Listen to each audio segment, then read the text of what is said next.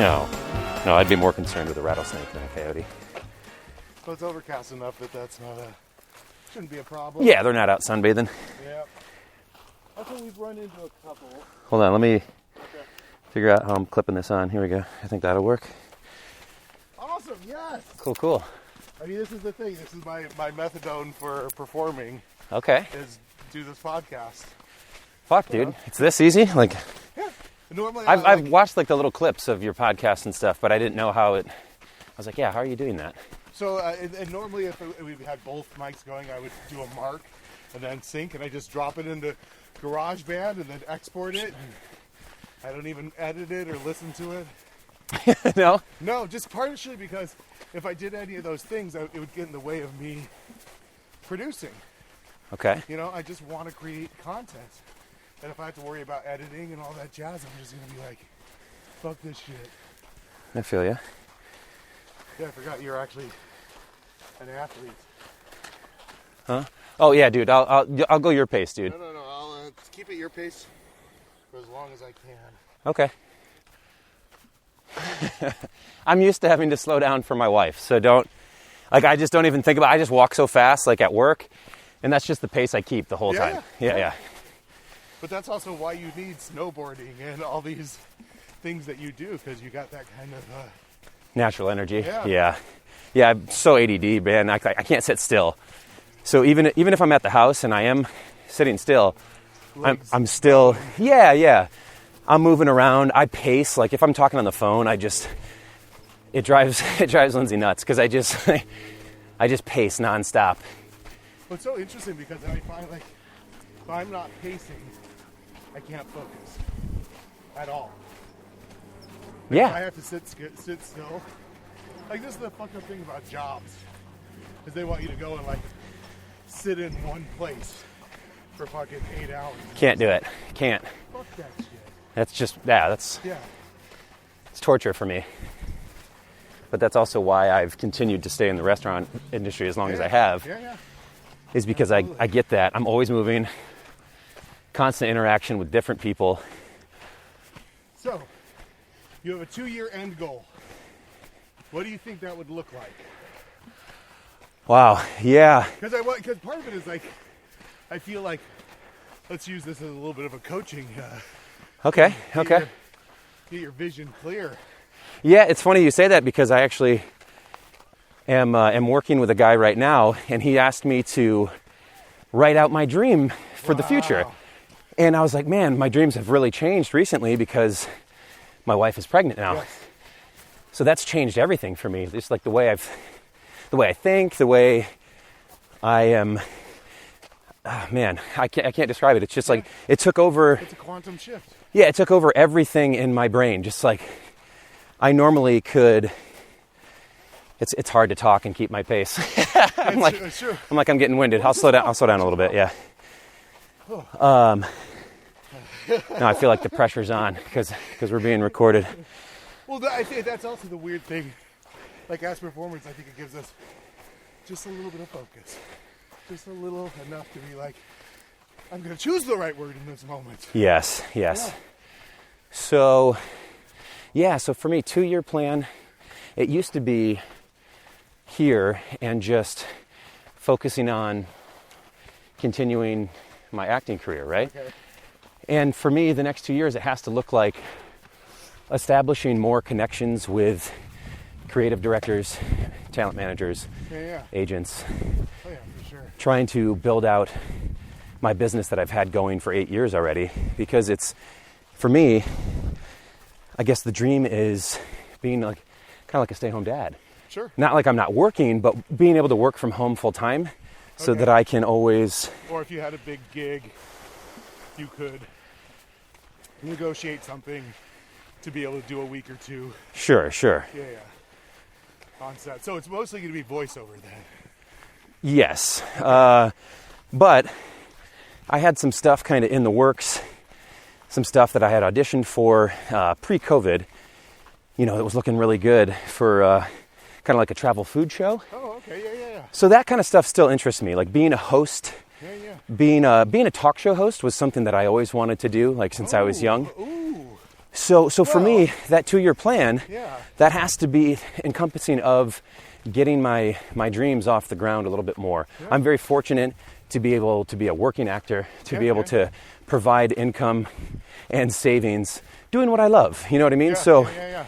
The thing with voiceover, though, is like people are like, oh, so why don't you just go, full time? And I'm like, the steady income, right, that the restaurant provides me.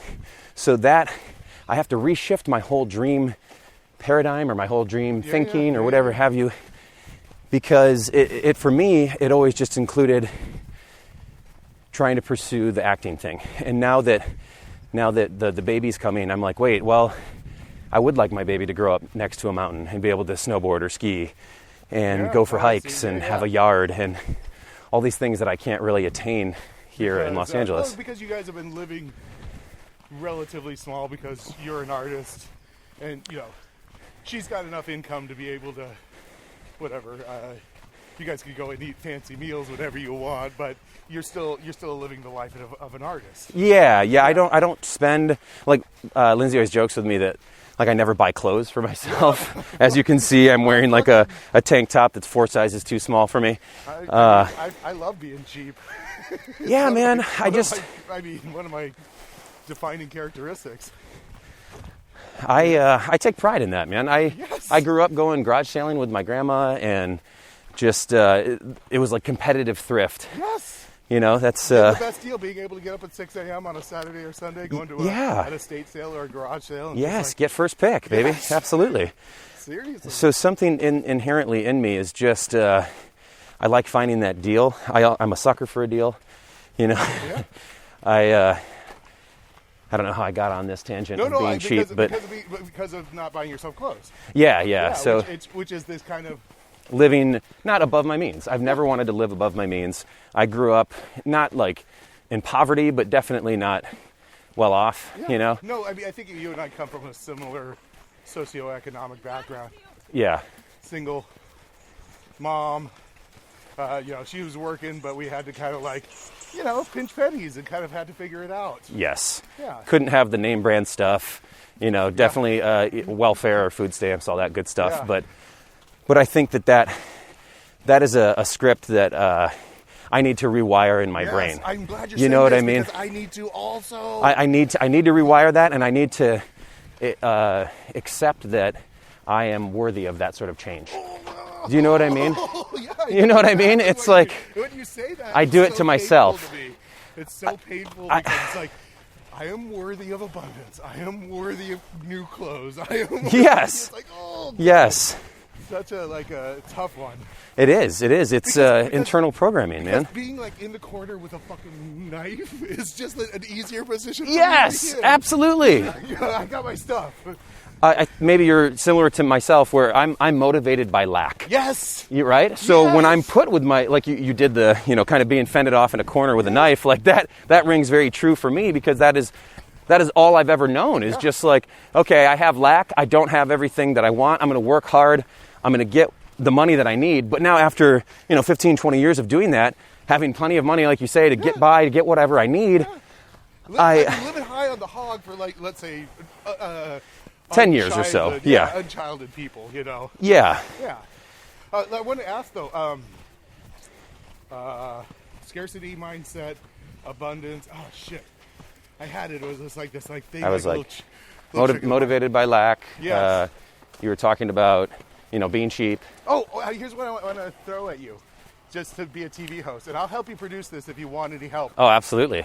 All I ever need is help. I'm just such an enabled fuck. Yeah, great. So let's do a fucking Zoom talk show where you fucking have, you put up a little desk. Yeah. Like you're fucking and Jimmy just have Kimmel. Zoom guests, right? Yeah. And plenty of fucking actors and comedians and shit. Yeah. And you just could do whatever, 15 minutes, half hour time, maybe. I think a 5-minute time. Yeah. I like this 5 to 7 minute, really digestible, like the little shorts they do now, like on FXX. Have you seen any of these? Perfect. Like Troll or what was the poetry one? Like they're just these little snippets, and I think that's just such a perfect size. Like a 1 minute joke, like a little 1 minute monologue. Yes. Then just walk over to the desk, click on the person that's your guest, do a 5-minute fucking interview. And again, like when I talk about like no post or no editorial, set it up to do it as live. You know what I mean? Don't set it up to do any kind of post-production. Oh, yes, You yes, know what yes. I mean? Just because then you have it. Then you have, it's done. Have it for that time, yeah. Do like Thursday nights at 10 p.m. or something. Yeah, or and then you just record the Zoom, and then you just put that up on YouTube. Okay. Yeah, boom. And I'll help you. I'll be the guy that's actually like there, like switching, you know, like switching the Zoom live for you. Yes, I'm not very savvy when it comes to all that sort of technical stuff. Yeah, but again, like I've been doing this acting class every Tuesday, Thursday, and Saturday. We're going to be putting up a play, and we've been doing it on Zoom. So I've been seeing how this actually, I don't know how easy it can be to just get somebody to show up, whatever. Fucking 8 o'clock on a Wednesday, you do your interview. You can have, let's say, people in the room. The screens are all blacked out. Yeah. But then maybe you can hear just their for some laughs. laughter or something. Yeah, that would be great. And then you just take that video, put it right up on fucking. Or hear their not laughs, and that'll motivate me more to maybe not be such a hack. By the way, I want to say thank you because that girl actually paid attention to us as we walked by. Why is that? Just you're a tall, strapping young man. Oh, thank you, sir. I don't feel it in LA, man. This is it's a great place for body consciousness and feeling like you are just not part of the in crowd, you know? Fat piece of garbage. Yeah, well, me. especially post-COVID myself. I mean, I put on like 20, 25 pounds, you know? So it just, in your head, you're already like, all right. I was in San Francisco 8, I'm in LA 4. Like, this is already tough. So now COVID's brought me down to like a 2.6. I'm just rocking just that C- average for fucking LA. So I'm just not really feeling, I feel you. Well, no, but I'll tell you, I mean, that's the perfect talk show host. Like a Jimmy Kimmel. Yeah. Or a fucking. Yeah, like handsome but not too attractive. Yeah. You know what I mean? Just right in there for grandma still thinks I'm charming enough, and I can get away with saying whatever I want. Yeah, and you're not threatening. That's the I think talk show. That's why Craig Kilborn. I don't think he ever really was able to succeed because he just has a real threatening vibe to him. Okay. Yeah, he does. He's definitely. He's tall and intimidating. And just a little bit too good looking. At least he wasn't his prime. Yeah, especially when he was like on SportsCenter and stuff before he did the Daily Show. Yeah. Oh, and he was a jock. Add that to it, you know. Yes. Like those are all things where I'm just like, as a little bit toxic masculinity going on. Yeah. Exactly. But I think now, had I done that 10 years ago, I would have been more like him. Sure. You know what I mean? I've grown in, especially coming to LA 5 years ago. That was big because getting into the comedy scene. Oh, yeah. Doing the whole UCB thing, I think I had to really check myself with like how being PC. You know what I mean? Oh, for sure. It just wasn't something that had come up a lot growing up in Michigan, where I'm not saying that we're all more ignorant, but it's certainly a different sentiment. It definitely breeds chauvinism at the very least. You know what I mean? It's like, this is the way men are. Mm-hmm. This is the way women are. I was gender rolled, like very specifically, like you're in the living room, the women are in the kitchen. Yeah. It was get-togethers at my grandma's house, and it was like, all right, this is Thanksgiving. All the men are going to sit in the living room watching the Lions game. Yeah. You know what I mean? Oh, yeah. And all the women are going to cook, and they're going to clean, and they're going to cluck like hens in the kitchen. Yeah. And that's literally just like how I thought the world worked. I didn't know anything else, man. Oh, yeah. Until I came out here, and it was like, oh, wow. There's just like so many other cultures and different perspectives. I also think there might be an interesting thing if we were to do this thing. Maybe start getting some underrepresented people. Like, yes, absolutely. Women in trans. It'd be like, and hearing their perspectives. Yeah, I yes. Understand. No, that's like, so for me, I want to affect change now. I'm getting to the point where I'm 37. It's not just about like, oh God, I want to be noticed. I want to be famous. Yeah. I really like working as an actor and not being recognized. It's great. Wow.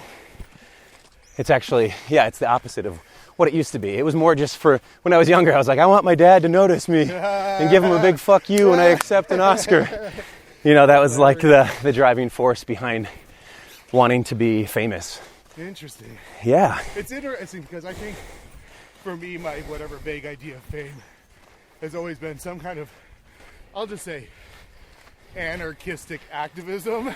Okay. You know, like I get there, I get a platform, and then I'm able to move my audience to a place of like, I don't know what it was when I was a kid, but definitely fuck the government for sure. But now, Even from a young age? oh yeah, I've been a fucking, you know, outsider weirdo my whole life. Like how young are we talking? Because I'm like, I don't think I got even remotely educated until like late high school, early college. So as far as like how the government treats us. I think the first time I heard the Sex Pistols, Anarchy in the UK, right? Okay. I would have been 10, 11, 12 years old. Wow, And okay. I'm like, what is this? What is this anarchy? You know?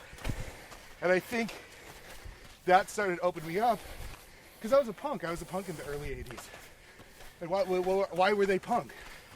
In what sense? Like in just your music choices or your dress? Choices, or? but also understanding like the political movement of punk, Okay. which was basically saying a fuck you to the establishment. Yeah, fighting the oppression of the government. Sure, Yeah. sure. And so it started there. And I kind of kept a little bit of that spark alive my whole life, somehow, some way.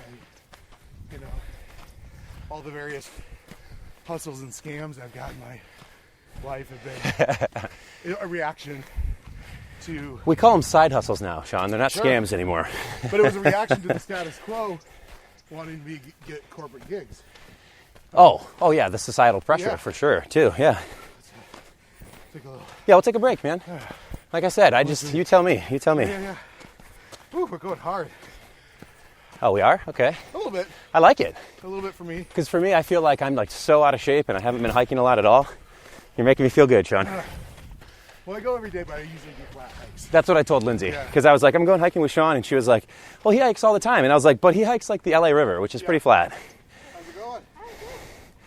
What's up, Barney? What's up, bud? Yeah? You got water? No, I got it in the car. I'll be all right. I can do an hour and a half hike.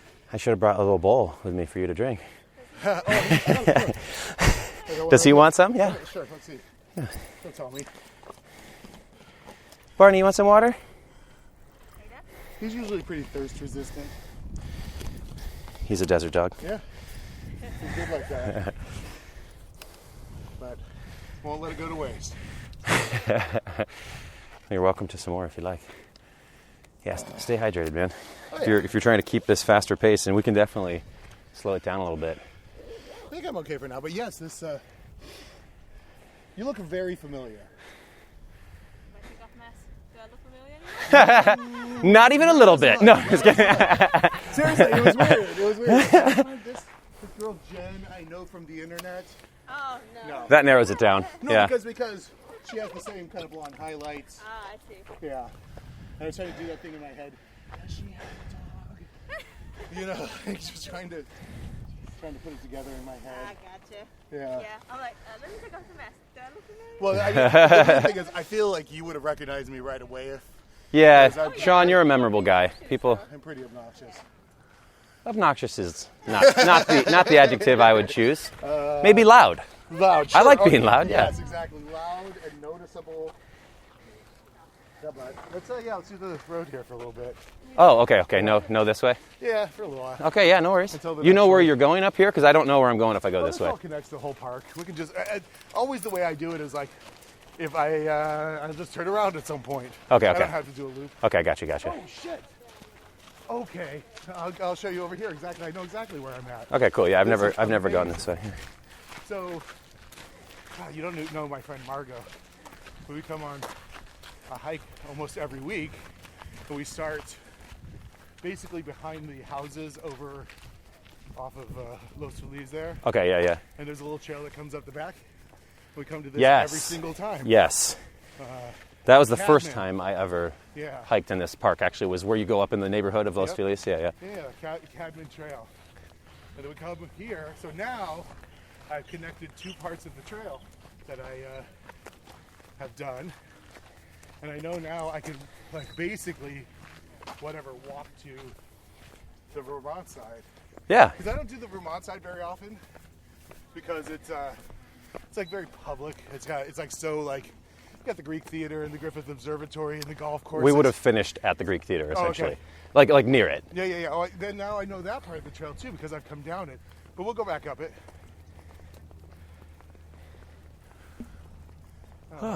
This is actually like the perfect day to hike because it's not so sweltering hot. Yeah. Yeah, I love an overcast LA. Yeah. It's been a while since we've had one of these days. It's nice. It always feels very apocalyptic. Yeah, where the smog and the smoke and the fog all meet each other. And the ego and the Yeah, right? the snakiness. You just feel it. It's just buzzing over there. Yeah, I think it's funny. I feel like you do some like desk piece, kind of interview, right? Maybe you can even just sit at the desk and then I don't know. There is a way. There's an easy way. Oh, I guess I could share my screen, right? So if I... Yeah, I don't know how I just did a thing on Twitch with Hal Rudnick, yeah. and he had some guy just kind of doing all the sound and all the transitions and making sure everyone was... So I think you just make that person like the admin of the Zoom, and then you can kind of handle those things. Yeah. I need to learn how all that stuff works, though, too. Yeah, well, because that was my big question for you today was obviously there is plenty of money in being a working actor in LA. Sure. There's also a lot of competition for it. Absolutely. And there's also a lot of ways in which people can be kind of distracted or derailed from their vision. You know what I mean? Yes. Well, all these fucking casting courses and, stuff that doesn't actually lead to getting paid. But I was like, you probably have a producer living inside of you somewhere. Oh, dude, thousands of hours of editing that I've already done. Yeah. I mean, for sure. It's I know what sounds good, and I think that's why I've been successful in voiceover is because I grew up in a family of advertisers. Oh shit! So it was like I never knew growing up. My uncle would Detroiters family. Yeah. So is that the show with? I haven't actually seen it, but I love him. They're both great. Tim and Sam. Yeah, Tim and Sam. Yeah. I Think You Should Leave is just my favorite, though. So phenomenal. Oh my God, it's so good. Yeah, but I guess Detroit's got a big advertising.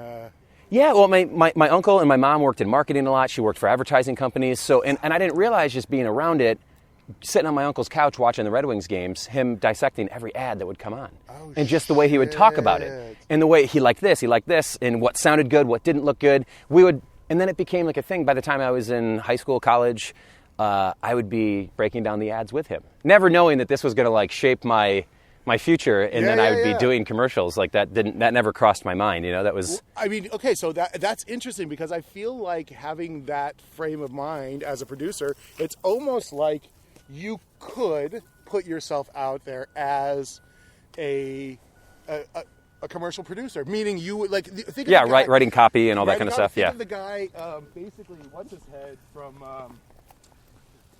Oh shit! I wish I could remember the reality show, but he became the reality king. Oh, thank you. This is what? This Barney pooped over here. Oh. Let me get a lead. Oh, you don't have a bag? Oh, Sean. Are you the guy that leaves it on the trail?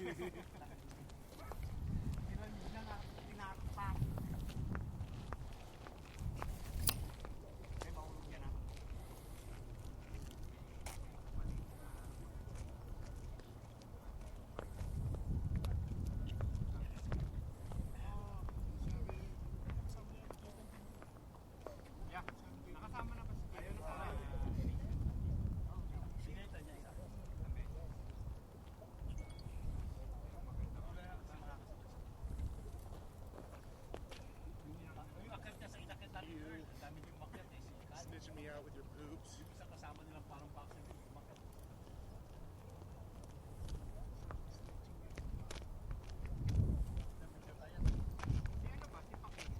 I'll say this, typically, if it is on the trail, I just bury it and kick it off the side of the trail. Yeah. Because, what?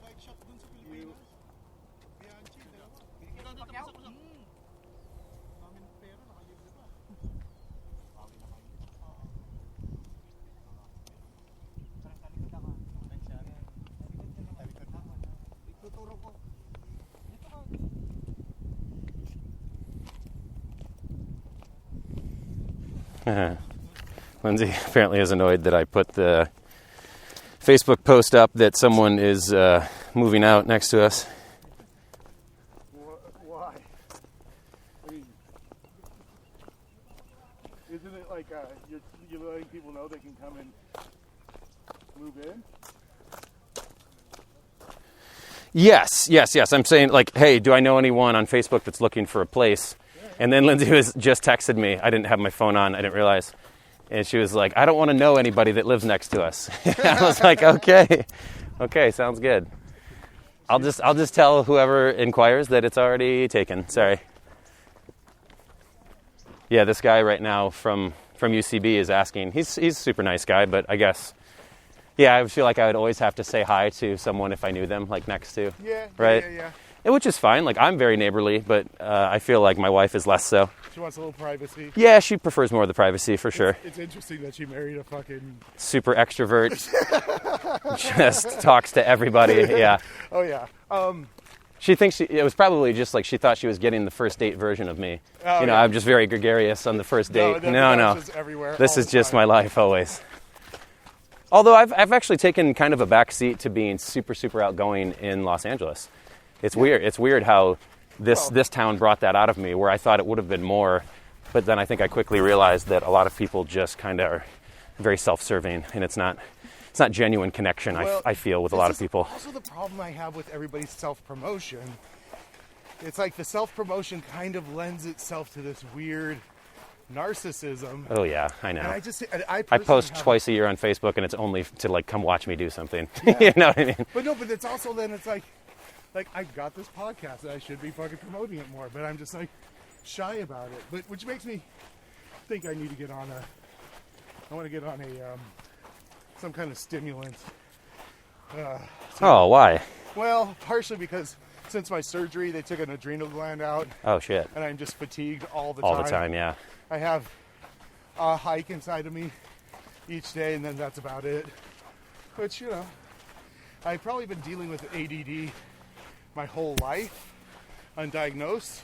Yeah. And it's probably time to just be like, well, maybe the reason I did meth when I was 15. Help you focus. Yes, exactly. I got a lot of shit done. Oh my God. Yeah. Because I don't have focus. I forgot the battery today. You know, because I was looking at the fucking internet for too long. Yeah. And then I was like, I gotta get out of here. You know. Yep.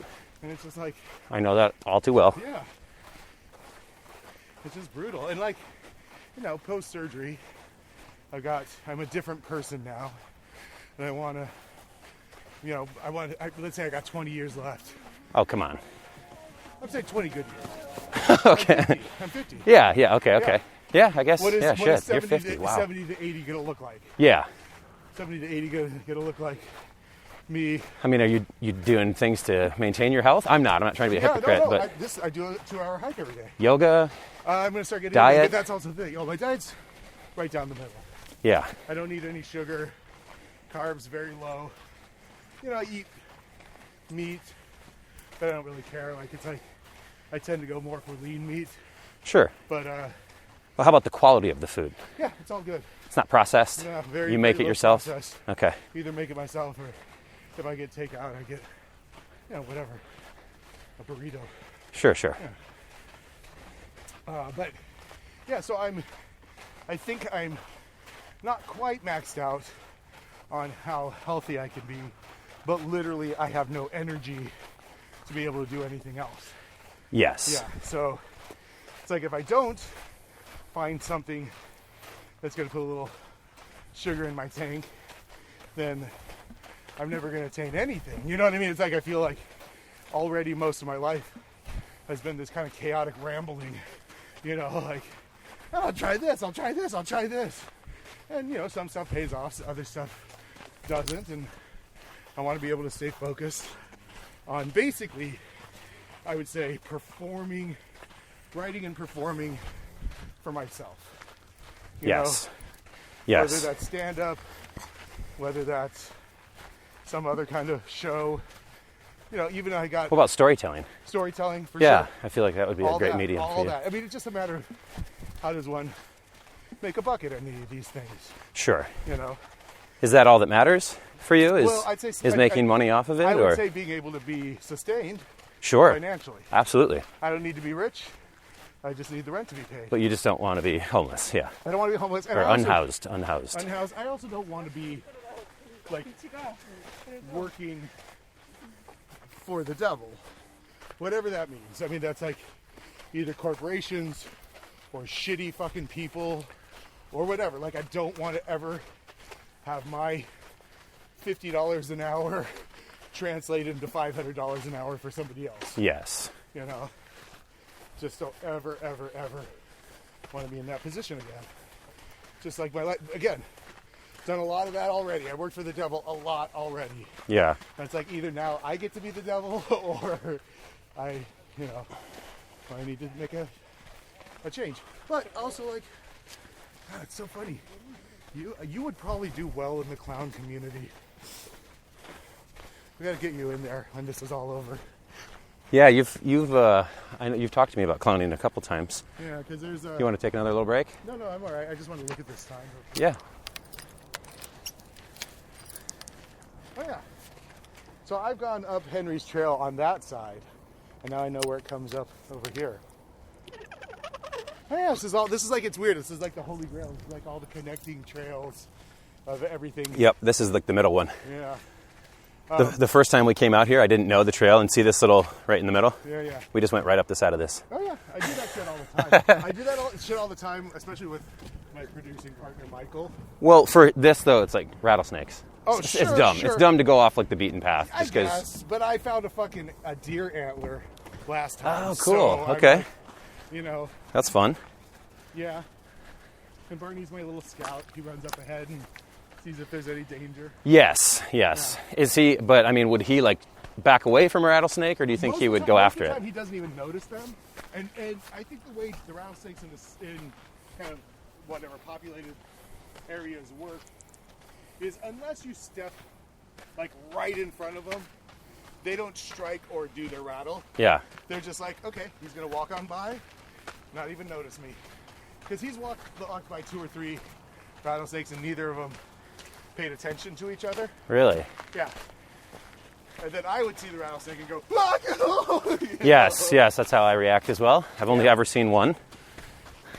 But I think the rattlesnakes are just super chill, especially for dogs. And I think, they get bit when the dog Let's take this section slow, because this is going to get gradually steeper and steeper. Okay. Thank you. You're like a trainer. Whew. Yeah, I don't want you burning out as we get to the halfway point. You're like, are we good? I'm like, nope. Once we get to that little, once you get to the top of that, it's pretty much all downhill the rest of the hike. So I know these types of trails on this Griffith Park very well. Yes. But yeah, like, so if I could just be, I could sustain myself financially. That's the goal. Thing I need, yeah. But throwing this idea of you kind of starting your own ad agency, maybe, then you could cast yourself as the voiceover. Yes. Or the fucking... It makes me want to intern at a fucking ad agency just to see how it works on the inside. Well, I would say the few things that I know, and I do have a friend that does, to put you in contact with him, Brandon, I'm my friend Joel, too. Ooh. Is that the key is to just get that first client, the first one that will give you just a little bit of money to make something. Yeah. And then once you have that, you just take that and use it to get the next guy, to the next guy, to the next guy. And I think companies would be very happy to have you as their spokesperson. Oh, yeah. Yeah, I could definitely see myself repping a few brands. Yeah. I would even say, if we do this talk show, find a brand that you might even have a little bit of a connection to. Maybe it'll sponsor or something? Yeah, no, and just talk about the product. Oh, okay. 30 seconds. Sure. And then... tag them in it? Yeah. I mean, the sponsor I'm trying to get...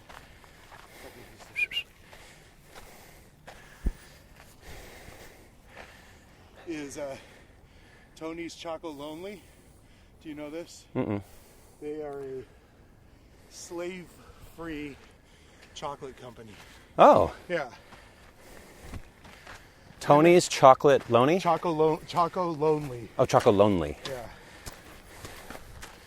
And yeah, I think they're a British company, a British chocolatier. So they don't use any slave labor slave to labor. harvest the Yep. cocoa beans? Because most of it is harvested by slave labor? Yep. Really? Yeah. Wow. Isn't that crazy to think about? Yeah. Yeah. And so many chocolate companies try to do a whole like. This is where in South America is where a lot South of the America cacao and or Africa, Africa, yeah.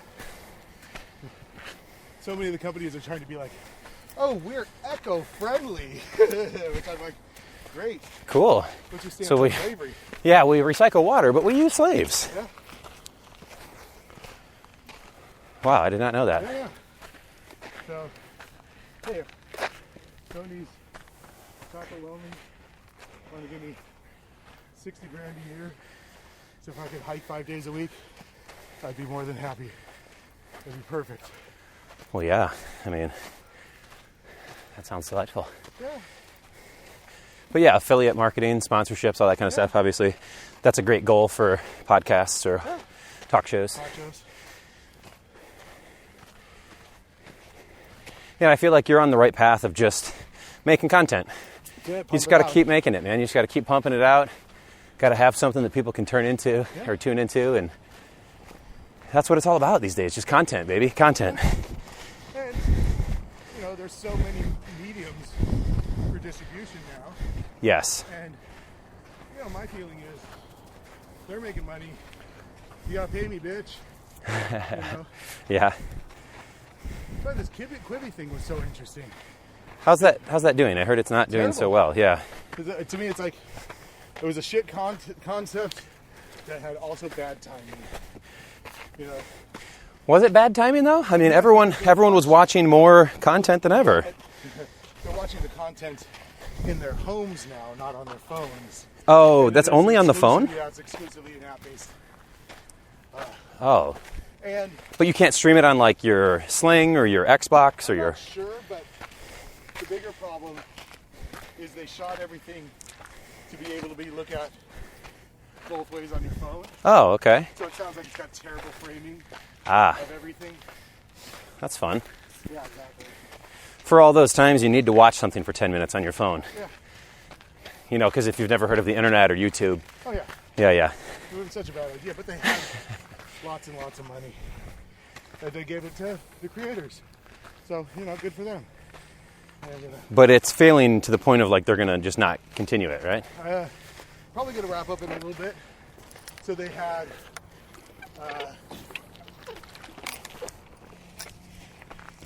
they lost 80% of their subscribers after the first month. Wow. Holy shit. And that first Well, they month, had that onslaught of ads, so people are like, oh, this looks cool. Got all these big name stars. and they got a bunch of people signing up for the free and then left. Yeah, doing the little trial, 30-day. See you later. Sounds right. Right?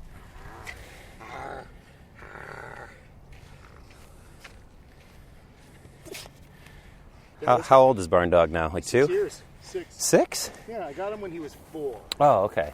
So, yeah. Tony's got, I think because he does this every day. I think I confused him with Puddles in the Oh, beginning. yeah, Puddles was a puppy, yes. Yeah. for sure. And I think, I mean, as angry as I am at Frank most of the time, all the time, I'd say. Yeah, he's really gone off the deep end recently. Yeah. He has been texting me some really weird stuff and just like recommending porn stars and stuff, and I'm like, can you not text? So I just this face emoji. That's all I responded. Yeah, I'm yeah. like, please don't send me like up and coming porn stars who you think I should be checking out to my phone that my wife would just check anytime. And also, like, it's like, Please don't do that. What are you being such a fanboy of a porn? I mean, again, like, it's He randomly just like out of the blue, he called me and was like, hey, took an Adderall, heard your wife is pregnant, good job on filling her up with your dick or something, just like crazy. And I'm just like, what the fuck is going on? And then like a week later, or 2 weeks later, I was at a retreat, I'll tell you about, but maybe not on the podcast. Yeah.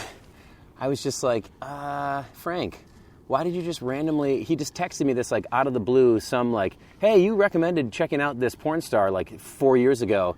I think she's kind of a hack. And I'm like, what are you talking about? Like, where is this coming from, man?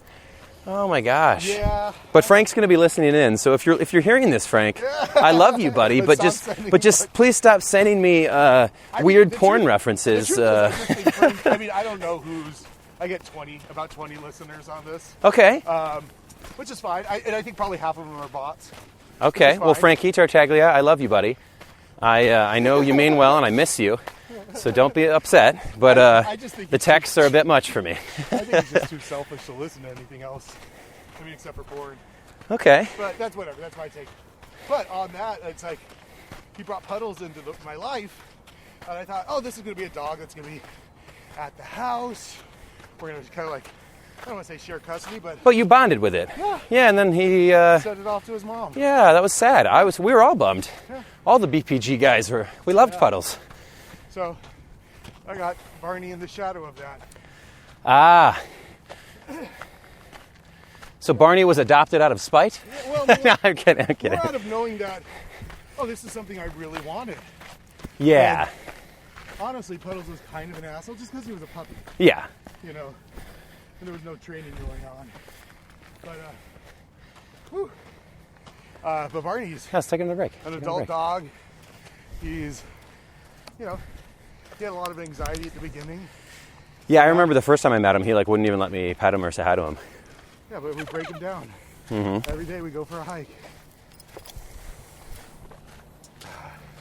And he's become super duper chill. And he comes, like, if you call him? Mostly, yeah. We got a few code words. Has anyone ever, like, freaked out on you and been like that lady was like, put your dog on a leash. Does this dog look like it can hurt anybody? It's like this big. I get yelled at all the time. And sometimes, you know, just put him on a leash or pick him up. But other times I'll be like, fucking chill, bitch.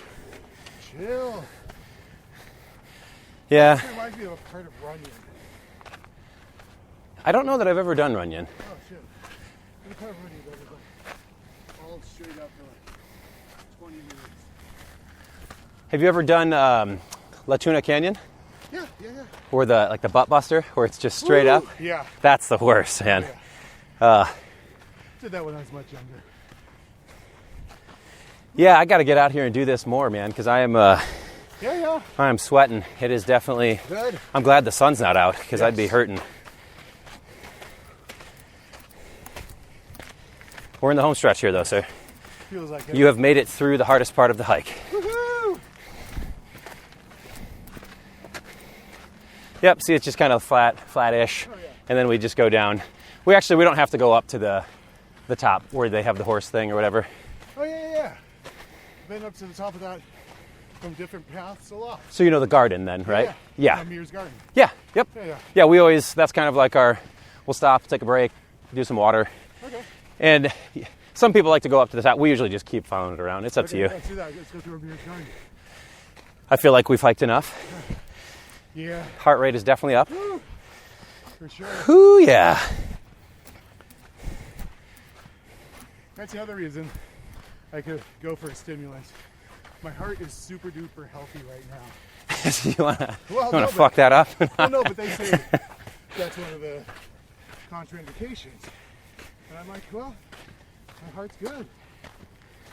That's one of the what indications? Contraindications meaning you shouldn't take it if you have heart issues. Oh, okay.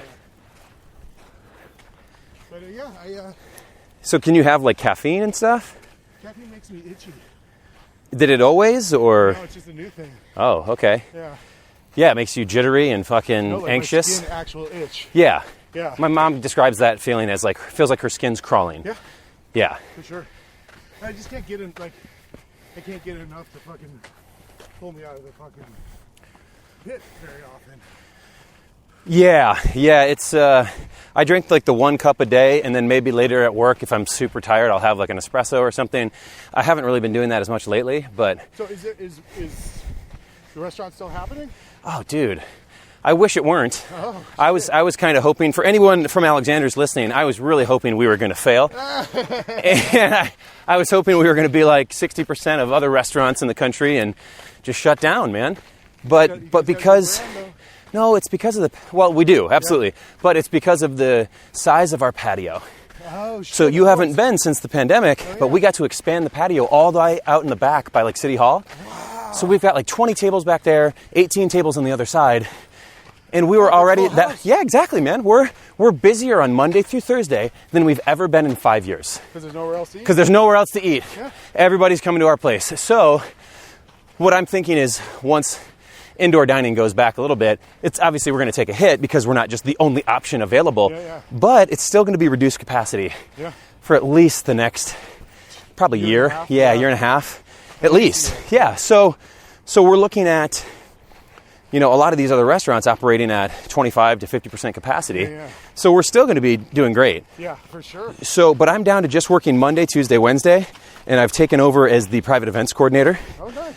So that's right now, obviously, people are like, oh, probably haven't booked any events lately. And I'm like, actually, yes, we have. No, it's been a ton of events because I've got a lot planned coming up because people are ready to come back out and celebrate their wedding that they postponed or whatever it is. So I've already booked quite a few parties coming up. I've got 2 actually this Saturday, and I've done 2 large parties, but all socially distanced. They're all at their separate tables, and so basically, it's like, hey, sorry, we can't have you all together as a group for the wedding. Like we couldn't have a DJ or a dance floor. We couldn't do past hors d'oeuvres, all this stuff, and obviously we're all wearing the shields and the masks and melting underneath that, dude. It's so hot. But luckily we got to ditch the suits while we're outside. We have one server who still likes to wear his suit because he likes his suit. But even on like a 110 degree day, he's like, no, I'm wearing the suit. And we're like, all right, well. He feels like it's his armor. It is. And it's like, it's a place to put all your stuff and your ordering pad, your pens, all the stuff that you gotta, your wine key, your crummer. He treats it like his office or his desk. It's like his desk. Like a utility belt. Yes, like exactly. He feels naked without his Batman utility belt for sure. So, yeah, that's. I was also going to compare it to a good magician. Yes. Yeah. Okay. Yes. Like they have their jackets that have all the secret pockets in it. But he's more like Will Arnett on Arrested Development, I feel like. Oh, man. Hilarious. So, yeah, I don't, Lindsay definitely wants me out of that restaurant because I've talked for years about wanting to be out of the restaurant. So my putting that out there, visualizing that, it turned into this more, hey, I'm working less days on the floor. I'm going to take over the private events. Yeah. Eventually, I don't want to wait tables at all anymore. I'll just do the private events. And then I really just want to kind of take that skill set and apply that those are to other, yes. And, I also think as a working actor, kind of the thing that ends up being what can make a huge difference for any. Cheers. Have a good day. You too. Working actor is that fucking big movie that you put yourself on as a producer, but also have like your 8th or 9th on the call sheets or whatever. Yeah. And you just have lucked out to have somebody like I'll just say Jack Nicholson as the lead, and your producing skills, but also your availability to be able to work with actors made this thing a success. Yes. So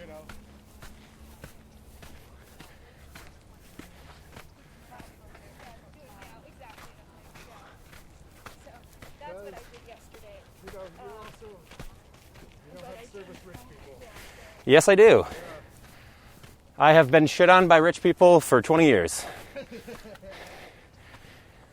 But it's also given me a little more of a chip on my shoulder of like, hey, I want to be in a position where I can afford to eat at this restaurant, not serve somebody at it. Yeah. Oh, for sure. And again, like, it really is, in this industry, it really is this kind of, almost like networking lottery. Networking hard, doing good work, and then putting yourself in a position to win the lottery. Finding that project, that talent, that thing that's gonna, it's gonna get you a meeting at Netflix, and then Netflix is gonna be like, oh, whatever Jayse wants to do, whatever that is. And there's just so much of that in this industry. Just a lucky meeting. Yeah.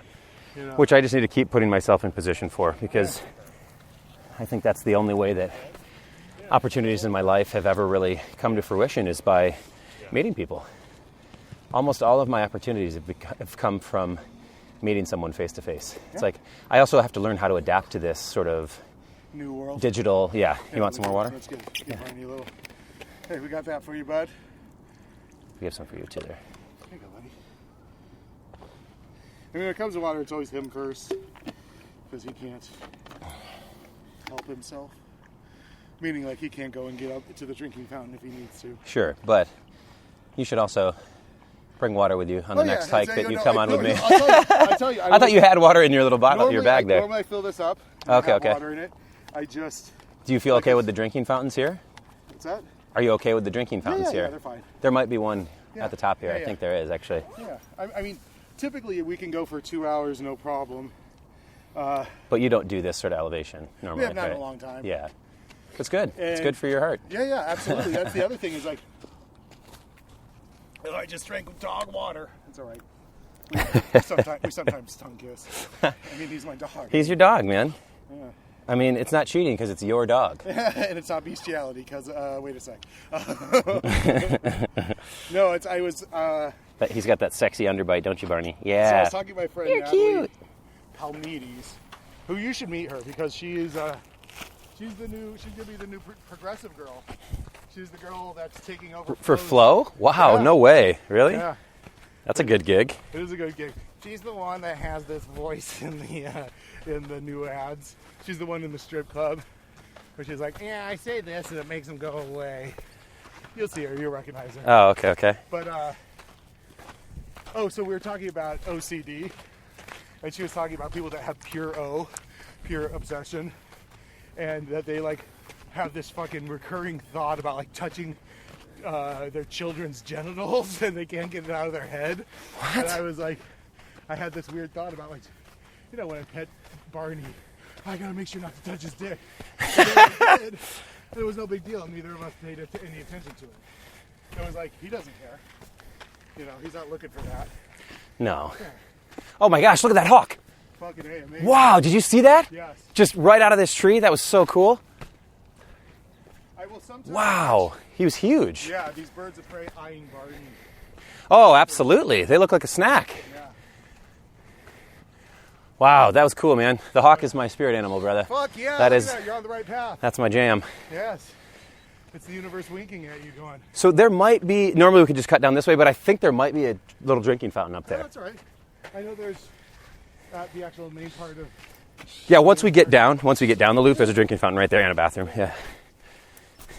But I have water in the car. Barney knows the way. Oh, yeah. To the right? Yeah. Yeah, you just kind of keep going through. Oh, shit.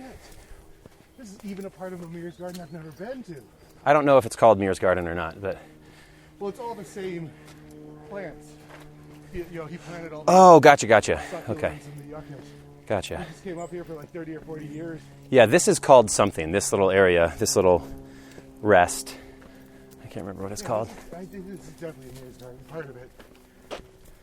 Yeah, we got to actually go up, I think. Okay. You can keep going that way, or we can go that way. I think it all just kind of goes through. Yeah, but I think we actually do have to go back up. Yeah. I'm just so used to stopping in here, and then that's like we just rest at one of the benches or something.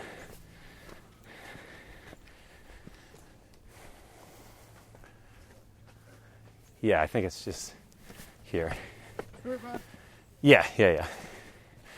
Dante's View is what it's called. Oh, that's Dante's View. Okay. Yeah. So you're not familiar with this part? No, but I feel like this is definitely on the top end of Amir's garden. If we went all the way down, it would connect. Whoa. Oh, no, I just was wondering what the animal was. It was just a bird in the tree. Oh, Barney's a birder. I thought it was a bigger animal at first. Oh, yeah, look at this. Oh, I see. Okay. Look at him just chasing all the birds out. I love it. So, yeah, we've discovered that besides being a river dog, he's a birder. Like, I feed him chicken, like roasted chicken. Uh-huh. And I don't know if that's triggered something in his animal brain where he's like, must hunt birds. But we went out to the river, and he caught himself a duck. No. Ducks and an egret. So what happens is he'll get a lame one that's got a bad wing or something like that and can't fly. And he chases them down. Yeah. Chases them down. The other one's abandoned that one. Yeah. And then he'll catch that one. And so the first time he caught it, he just went and let it out of his mouth. And then the duck does this thing. These ducks are amazing. It didn't kill the duck. No, where it pretended to be a log. And then it floated down, and then eventually it started swimming away. Just to pretend to not to chase it anymore. Just to protect itself. That's awesome. Yeah. And then... so it actually chased down the duck? Yeah. He caught the duck, and then the other time I was watching him chase a couple of, he ended up, what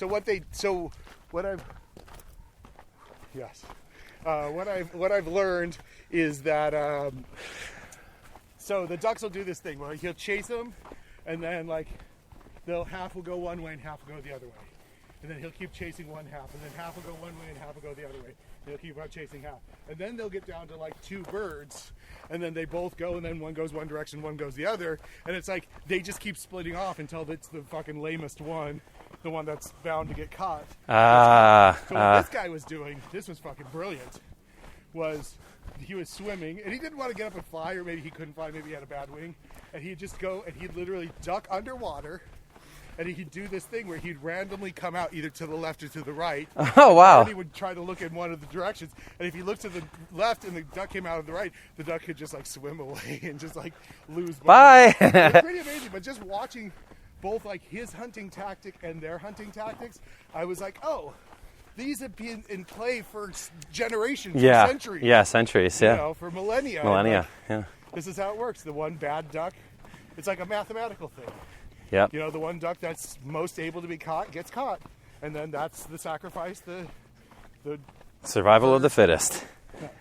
Whatever the group, the colony gives up. Not the gaggle, but a flock of ducks, yeah. Ducks.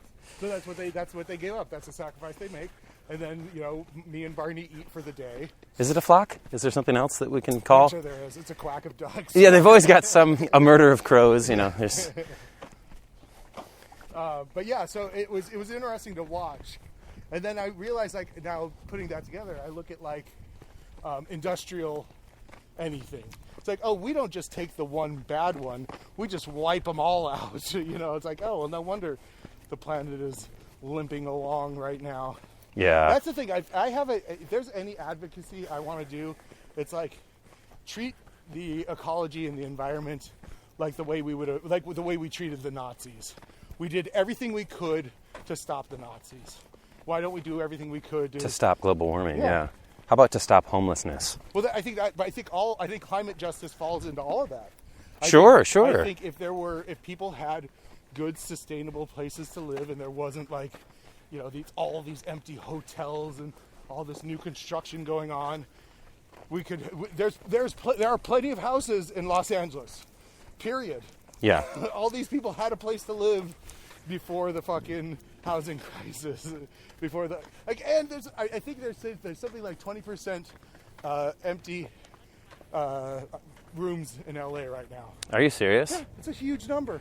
Yeah, there was a mass exodus during COVID, man. All the kids moved back to their parents' house. Yeah.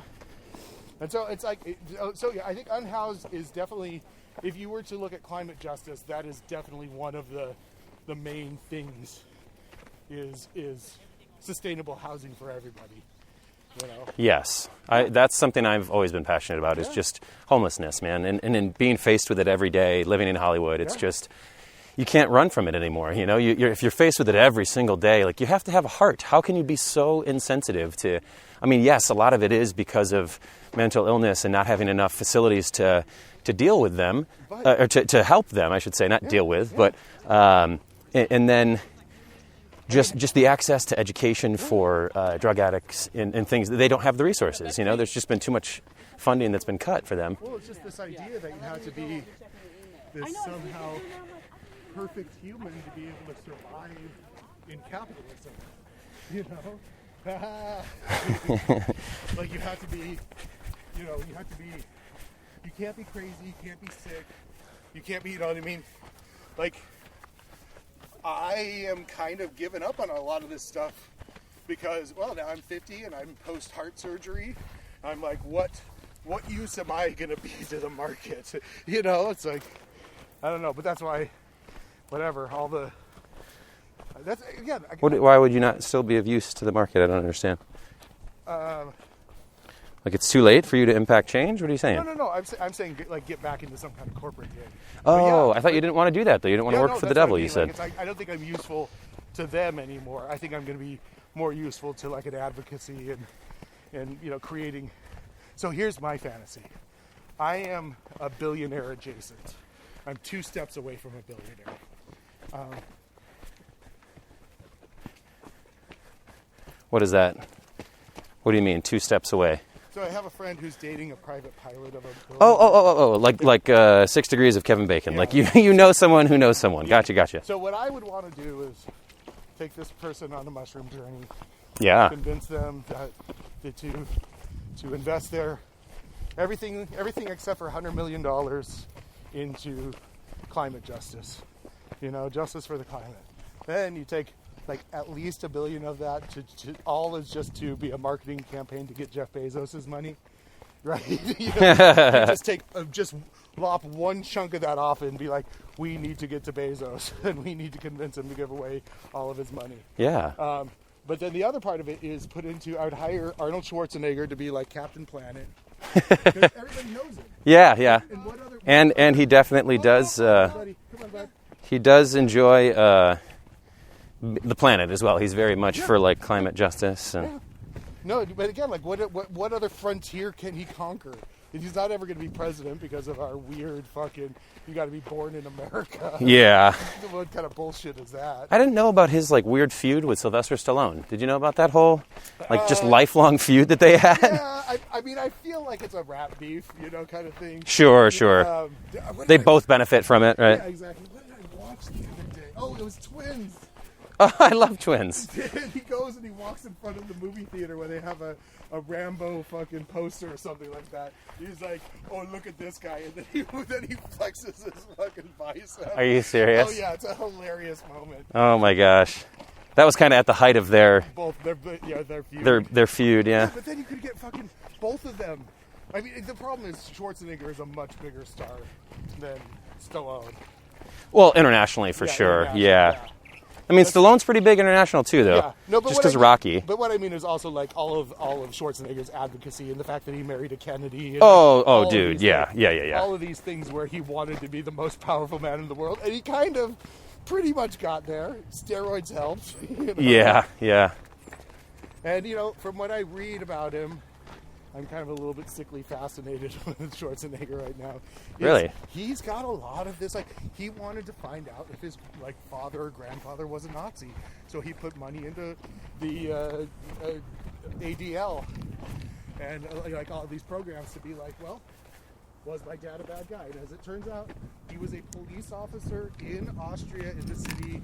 He got sent for military service, but he never actually joined the Nazi party. Wow. So he fought on the German side in the war, but he wasn't in the party. But he was forced into it? Or whatever. It was just like you were a cop. Did he die or something? No, but he came out of the war and he was still a cop in whatever city he. So was someone like questioning his background, or? Yeah, somebody was like, oh, he's like, you can't trust Schwarzenegger to be governor because his father was a Nazi or something like that. Oh, someone was trying to slander him or whatever. Yeah. And he was like, I don't remember it that way, but let's do the research and find out. Wow. And he took the results. He's like, yeah, my dad fought for Germany in World War II, but he was never part of the Nazi party. And that happened to a lot of people. It was just like everybody was pushed into service. Yeah. If you could operate a gun, you were a soldier. Yeah, for sure. Yeah. That's just how it went. Hi. How's it going?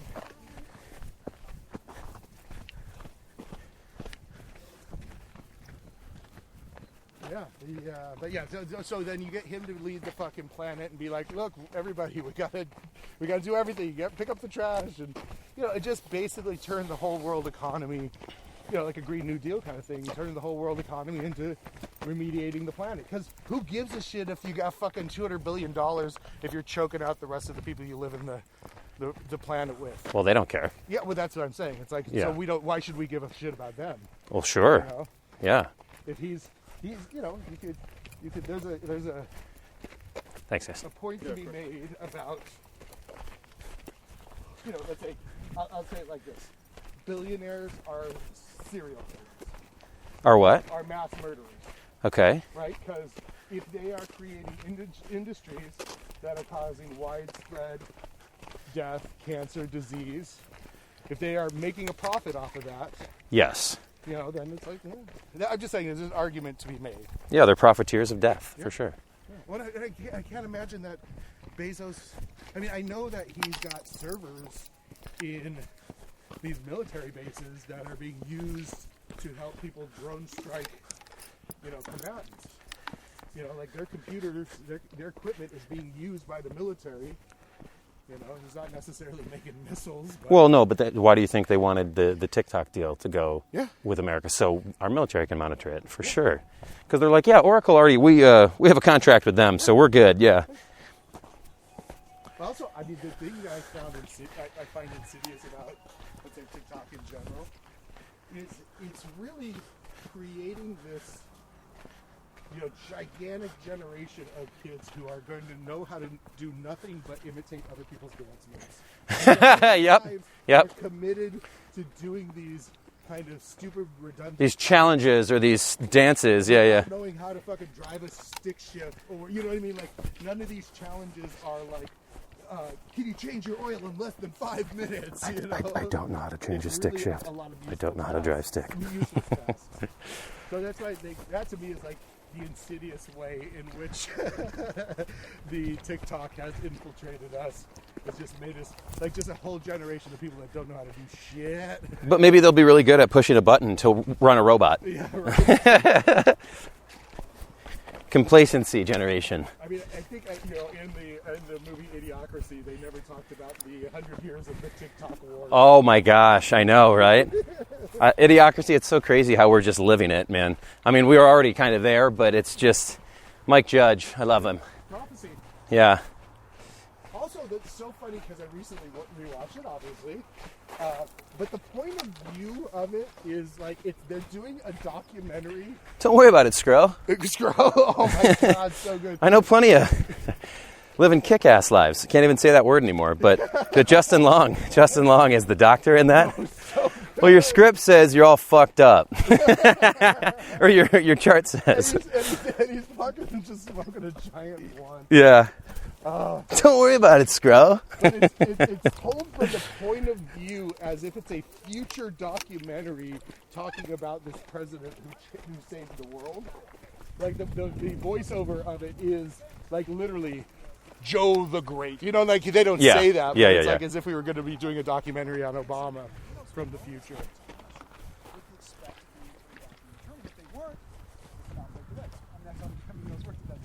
So they weren't worried about getting their money back. Okay, so the earliest financiers were given the movie industry problems. Thomas Edison gave these guys problems. So in 1908, I'm gonna have to go on this hike sometime. Yeah. I know. I'm interested too. I'm like, wait, what? I love walking tours. Get the whole industry, get the whole history of this. So the one thing I always tell people is like, that we got this from. Originally I used to say he gave it to the city of Los Angeles because he was trying to placate the fact that he tried to kill his wife. Who, Griffith? Yeah. Yeah. But really, it's more that he kept on trying to give them the park, and it wasn't until after he died that they took it. Yes. He was a Steve. He wasn't a good dude. I don't really know much about him. He tried to murder his wife. It didn't take. He wasn't able to kill her. But he shot her, and then didn't get convicted because he was too rich. Well, sure. Yeah. Yeah, that's the American way. Yeah. If you're rich enough for the high-powered attorneys, rock and roll. They just broke OJ down enough, and he got away with the murder. But then he fucking lost too much money, and then he got busted for the fucking, the other thing. Selling memorabilia and doing all this stuff, and he lost in the civil suit, and there was other ways to get to him. But then when he's like out and he goes and attacks that guy over the memorabilia, that's what I think. Is he still in jail right now? No, he's out. He's out again. But again, that was basically because he was black, they were able to grind away enough of his assets to actually punish him somehow. He didn't get punished for the actual crime, but they were still a way for him to be punished. And I think it was because he was black. Because otherwise, he would have bought his way into just being off scot-free, yeah. There's a Paul Mooney who was Richard Pryor's like best friend and writer for him for years. Okay. You know, did you on not Key and Peele on you know Negrodamus on the Chappelle Show? Yes, yes. Dude, that's Paul Mooney. Oh, okay, yeah. But Paul Mooney, so he became a kind of a rich man because of Pryor writing for Pryor. Yes. That's just a fence. Yeah. And I have both of his albums, and they're not. You can't find them anymore because, whoo-wee! He doesn't even say the N-word anymore, but he has a joke that's like, oh yeah, I say it every day. N-word, N-word, N-word, N-word, N-word. It makes my teeth white. I'm like, damn! Oh my God! Like, one of them is called Race. And the cover of it is like you can't find them for sale like on the I internet? found them probably so. I got them at eBay. I paid $100 for one and $40 for the other. Oh my gosh. Like on vinyl or? On CD. Oh, okay. But yeah, the cover of Race is him like as a starter with a starting pistol at on a track, and it's all white boys on like going to race. It's hilarious. And then the other one's called Masterpiece. And he has, I swear to God, 40 minutes of OJ jokes. Well, what year was this? I think one was 93 and the other one was 94. You know, like Like right when it was happening, right when yeah. it was happening. And he said about OJ, he thought he was a white boy. He thought he could get away with this. Oh shit. Like, oh shit. Wow. Oh shit. I mean, the fucking OJ jokes on these albums are just like part of them are like kind of street jokes that then he kind of elaborates on. And then a lot of them are just well-written jokes. One of the things he says, and I don't know how much of a joke this is, he's like, even if he did it, that N-word did it, he should get away with it for all the times they killed us. Yeah. I was like, fuck. Absolutely. I mean, this is the height of it. But also, this is why I love Paul Mooney, but he is now a kind of a broken old man, and Richard Pryor's dead, and so he doesn't really have a platform anymore. Yeah, and yeah. He's like, the one thing he did a few years ago, Brett Gelman. No. Oh, and John Daly. Well, they were big UCB guys in New York. They had I know John Daly, the golfer. Oh yeah, this is John Daly, the comedian, who did a whole John Daly bit for a little while. It was really kind of amazing. He was pretending to be John Daly in photos. But yeah, they had an improvised rap group called Cracked Out that fucking Paul Mooney put an end to because he's like, these guys are just doing blackface, and they immediately stopped doing that act. I was like, whoa! Were they were actually doing blackface? Well, no, or he was just saying because of like the writing and yeah, exactly, because they're calling it Cracked Out, and they basically fronting on being like kind of black guys. He's like they're making fun of the inner city struggle of having to deal with real bad drug addiction. Yeah. Just in the name. It's not a fucking joke. Yeah. And so when he said that, they had to stop doing that bit, which I think is on some levels hilarious, because it's like, well, Paul Mooney noticed you, but yeah, he put an end to your business. I feel like they were the first ones to get like canceled. The old cancel culture, yeah. I've been canceled, so I'm trying to mind my P's and Q's while on your podcast. Sean's talking about race, everybody. For the record, Jayse has not chimed in, and he completely supports BLM and all movements, and this is only Sean talking about this. just for the record, yeah. I mean, you know how many protests I've been to. Oh, I know. No, you're very active, man. You're awesome. I mean, I've been to one. I'm like every other fucking millennial who's like, oh, I did one. We're good. Check. Yep, I'm good. I heard this great. I gotta use the restroom real quick though. Can I pause this, or you want to hear that too? Or? I don't care, but yeah. Let's just call it. Let's just end it. Yeah, sounds good. That was fun. Hour 15 minutes on there. Yeah.